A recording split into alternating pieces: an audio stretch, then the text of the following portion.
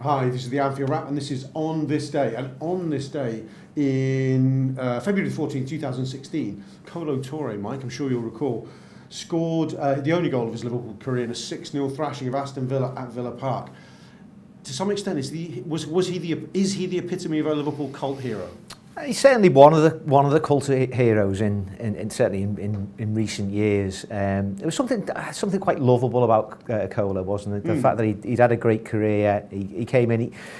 He really sort of brought that mood of positivity into the Liverpool dressing room in that 2013-14 season. He says at the beginning of that season? He says we can win the league, and you know that's a shock to Liverpool fans. And it was really nice to have someone come in with that level of positivity and I suppose transform our hopes and ambitions.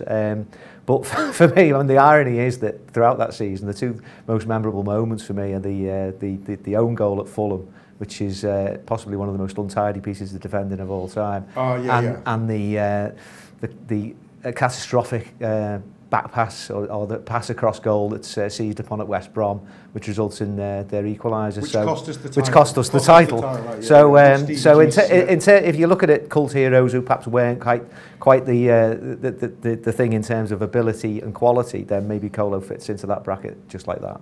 I mean, what constitutes a cult hero? Is it someone who's a bit shit but won trophies and has awards during his Liverpool career? Is it someone with limited talent but they made the most of it? Is it someone who's important within the context of the locality? How would you begin to define a cult hero? I think more than anything it's something where you see a connection with the supporters. I think ability doesn't necessarily come into it whatsoever. Because we've had good players. I know you'll probably quite contest this slightly, but Luis Garcia, a European Cup winner. I mean, he's the definition of a cult hero, I think. And I think he is the ultimate cult hero. Slightly overrated. But then, equally, there's been players that you'd say were awful footballers, like Eric Meyer. I mean, Eric Meyer was someone that the crowd really responded to. Someone that would always get the crowd pumped up. He'd be waving arms. He'd be pleading for more support. People really responded to that. Slightly taking the piss, cult. There's a slight irony in that. I think he only scored two goals for Liverpool. You only go back to the original cult era. The interesting thing about our sort of formative years is Liverpool didn't really have cult heroes. They had genuine heroes. They had title winners, and the cult hero thing was something around other clubs. Duncan McKenzie at Everton, Stan Bowles at QPR, sort of flair players, if you like, who were a little bit inconsistent. Liverpool didn't have those. Yeah, they worked for those clubs instead of trophies, having those sort of the odd good player.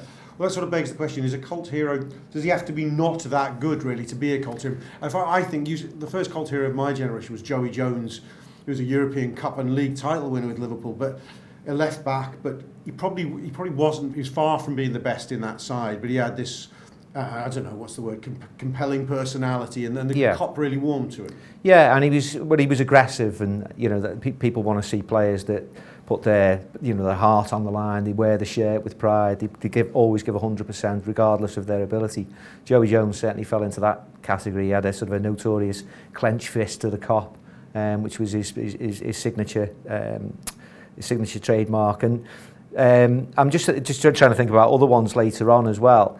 Paul Walsh, I think, was something of a cult hero. Now, he was blessed with loads of ability, but there was something about his style, his swagger, maybe his haircut, that really cemented him in the affections of the supporters as well. I think that's a niche hero. It's like certain fans, and I'm one of them, like a certain style player. Like, I liked Vladimir Smica, he'd be my cult hero, but loads just thought he was rubbish. Yeah. I liked Harry Kewell. A lot of people, I thought he was fantastic. A lot of people go, oh, he's just injured all the time. So there's a bit of that. Who would be your ultimate couple of cult heroes for Liverpool?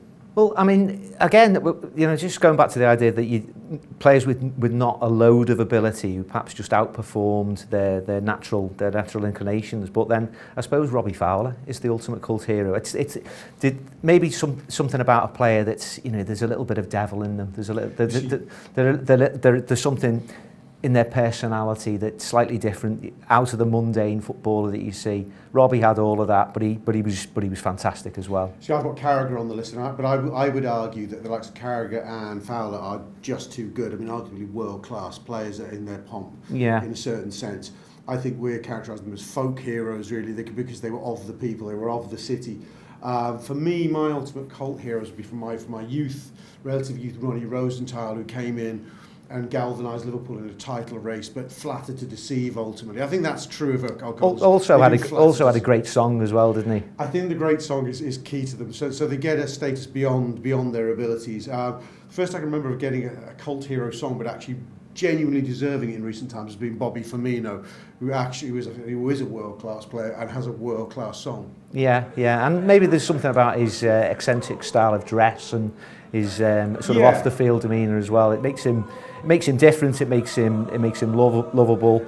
But he's also got the quality to match as well. So, but I think it's hard to define, and it's something that's actually, the definition has actually changed in terms of what you perceive as a cult hero down the years. That's it. On this day, February 14th, our cult hero was Kolo Toure.